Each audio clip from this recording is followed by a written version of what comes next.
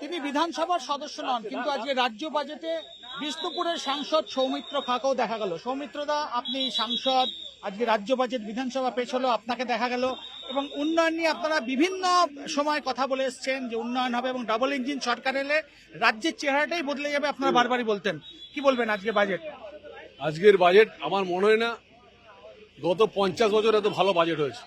Kolkata stock exchange খোলা হচ্ছে, শিল্পের দিক থেকে মহিলাদের 33% চাকরিতে সংরক্ষিত, ডিএ বেড়েছে, প্রত্যেকটা জায়গাতে উন্নয়নের বাজেট এবং ডেভেলপমেন্টের বাজেট। মেট্রো নিয়েও আজকে বড় প্রস্তাবনা, যেটা স্বপ্ন ছিল যে আসানসোলে আমরা মেট্রো চড়বো, দুর্গাপুরে মেট্রো চড়বো, আসানসোল, দুর্গাপুর এবং শিলিগুড়িতে মেট্রো হবে। আমাদের বাঁকুড়াতে কেন্দ্রীয় বিদ্যালয় হচ্ছে, প্রত্যেকটা জায়গায় গঠনমূলক বাজেট হয়েছে। যে উত্তরবঙ্গকে পিছিয়ে গিয়েছিল, যে উত্তরবঙ্গ এগিয়ে আসবে। শিল্পের দিক দিয়েও তো অনেক প্রস্তাব আনা হয়েছে, শিল্পায়ন। ইন্ডাস্ট্রি নিয়ে আমরা এগিয়ে চলবো এবং আমাদের কাজ হলো মানুষের কাজ করা। একেবারেই নতুন সরকারের কাজ হবে মানুষের কাজ করা এবং মেট্রো থেকে শুরু করে শিল্প সব ক্ষেত্রেই নতুন জোয়ার আসবে, এমনটাই জানালেন সৌমিত্র খা।